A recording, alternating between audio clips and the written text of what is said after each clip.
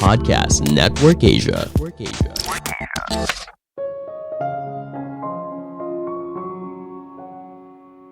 Strategi bukan visi atau sebuah rencana. Strategi adalah soal membuat pilihan untuk jadi pemenang.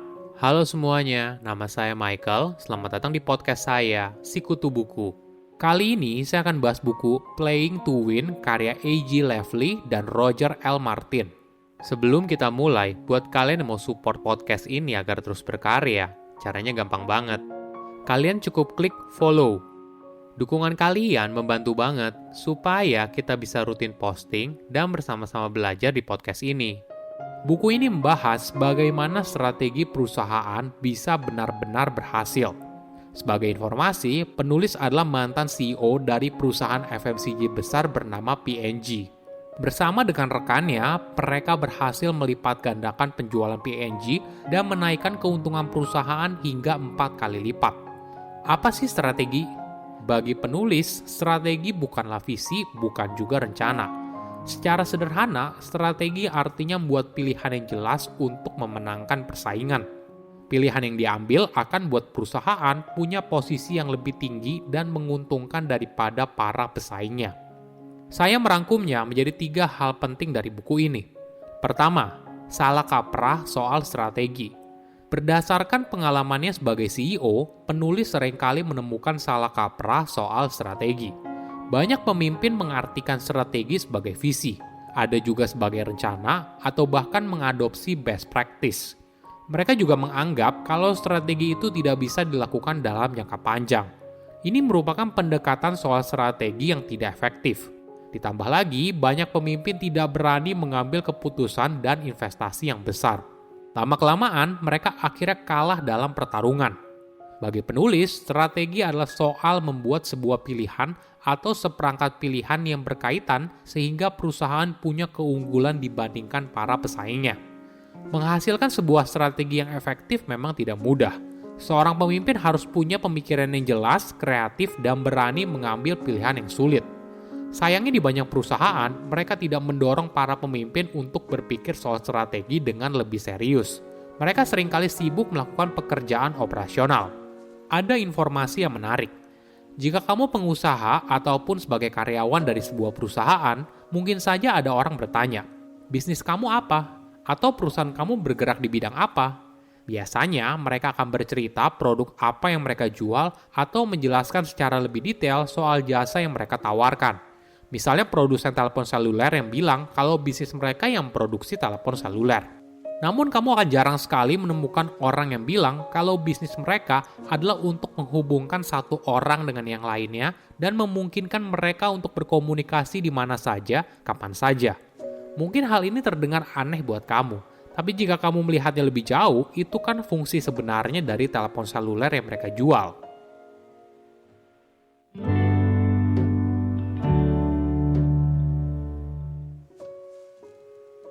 Kedua, ambisi untuk jadi besar. Ada pertanyaan yang menarik. Apakah perusahaan kecil harus jadi besar? Apakah kita harus menjadi pemain nomor 1? Banyak pemimpin tidak berambisi untuk membuat perusahaannya jadi besar. Mereka hanya menjalani saja hari demi hari. Hasilnya, mereka tidak berani mengambil keputusan yang besar dan berinvestasi untuk membuat perusahaannya jadi pemenang. Inilah yang akhirnya membuat perusahaan jadi gagal.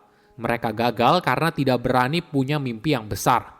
Pertanyaannya sekarang begini, apa aspirasi kamu untuk menang? Penulis menjelaskan hal ini sebagai tujuan dari sebuah perusahaan. Apa tujuan besar yang ingin dicapai oleh perusahaan? Mendefinisikan winning aspiration merupakan bagian yang penting, tapi baru langkah pertama. Biasanya winning aspiration berisi berbagai metrik, seperti pendapatan, keuntungan, dan market share. Namun harus diingat, fokusnya jangan ke sana. Fokus pada konsumen dan bagaimana kamu bisa melayani mereka dengan lebih baik. Misalnya winning aspiration P&G bukan menjadi pemimpin pasar dan menjadi perusahaan perawatan kulit yang menguntungkan, tapi membantu wanita memiliki kulit yang lebih sehat dan tampak lebih muda atau membantu wanita merasa cantik.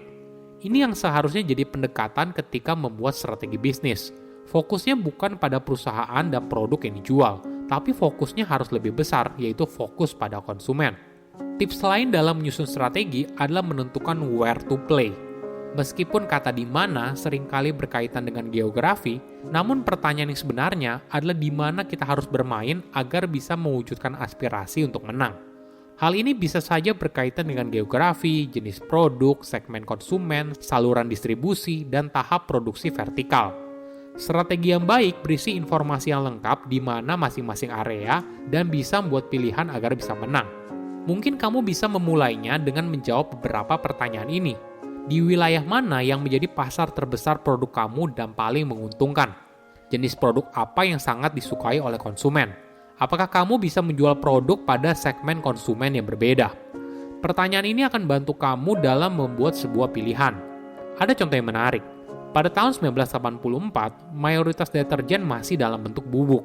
Nah, Unilever hadir dengan inovasi dalam bentuk cair dengan merek Wish. Inovasi ini juga mendorong pemain lain seperti P&G. Ketika akhirnya P&G meluncurkan deterjen cair dengan merek Liquid Tide, ini merupakan keputusan yang tepat.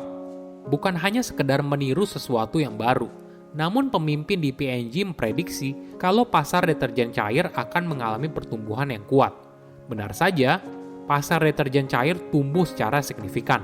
Liquid Tide berhasil mendapatkan konsumen baru untuk deterjen cair dan mereka bukanlah konsumen setia dari Unilever. Menariknya, memilih di mana kita harus bermain sama halnya dengan memilih untuk tidak bermain. Artinya kamu memilih untuk tidak masuk ke segmen atau produk yang tidak sesuai dengan aspirasi kemenanganmu atau tujuan besar perusahaan.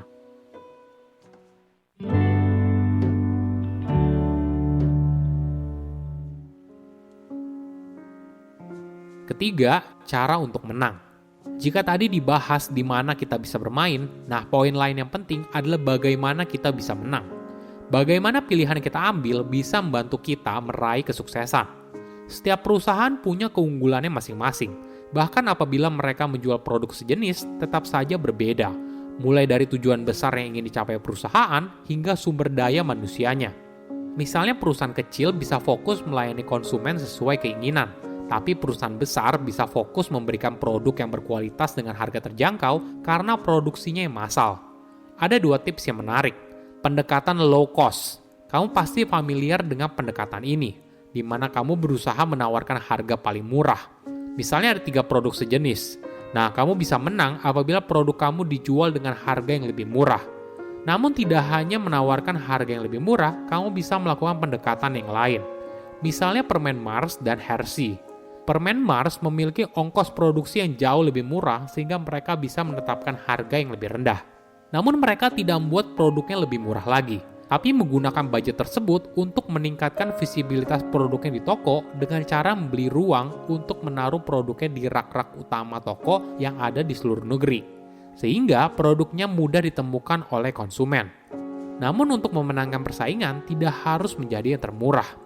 Ada pendekatan lain yaitu differentiation.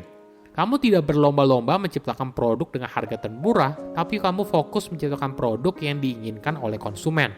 Misalnya dengan menawarkan kualitas yang lebih baik, image dari merek yang lebih premium, dan sebagainya. Cara ini boleh dibilang lebih sehat secara keuangan karena kamu fokus memberikan nilai tambah pada konsumen, sehingga kamu bisa menawarkan harga yang wajar, bukan harga termurah. Inilah kenapa banyak perusahaan fokus pada riset, inovasi produk, marketing, dan sebagainya. Oke, apa kesimpulannya? Pertama, salah kaprah soal strategi. Banyak pemimpin mengartikan strategi sebagai visi, ada juga sebagai rencana, atau bahkan mengadopsi best practice. Ini merupakan pendekatan soal strategi yang tidak efektif. Ditambah lagi, banyak pemimpin tidak berani mengambil keputusan dan investasi yang besar. Lama-kelamaan, mereka akhirnya kalah dalam pertarungan. Bagi penulis, strategi adalah soal membuat sebuah pilihan atau seperangkat pilihan yang berkaitan sehingga perusahaan punya keunggulan dibandingkan para pesaingnya. Kedua, ambisi untuk jadi pemenang. Apa tujuan sebuah perusahaan? Apakah pemimpinnya punya mimpi untuk menjadikan perusahaan ini sebagai perusahaan pemenang pasar? Banyak perusahaan tidak berambisi untuk membuat perusahaannya jadi besar. Mereka hanya menjalani saja hari demi hari. Hasilnya, mereka tidak berani mengambil keputusan yang besar dan berinvestasi pada area yang tepat. Inilah yang akhirnya membuat perusahaan jadi gagal. Mereka gagal karena tidak berani punya mimpi yang besar. Ketiga, setiap perusahaan punya cara uniknya untuk menang. Setiap perusahaan punya keunggulannya masing-masing. Bahkan apabila mereka menjual produk sejenis, tetap saja berbeda. Mulai dari tujuan besar yang ingin dicapai, hingga sumber daya manusianya. Saya undur diri, jangan lupa follow podcast Sikutu Buku. Bye-bye. Pandangan dan opini yang disampaikan oleh kreator podcast, host, dan tamu tidak mencerminkan kebijakan resmi dan bagian dari podcast Network Asia. Setiap konten yang disampaikan mereka di dalam podcast adalah opini mereka sendiri dan tidak bermaksud untuk merugikan agama, grup etnik, perkumpulan, organisasi, perusahaan, perorangan, atau siapapun dan apapun.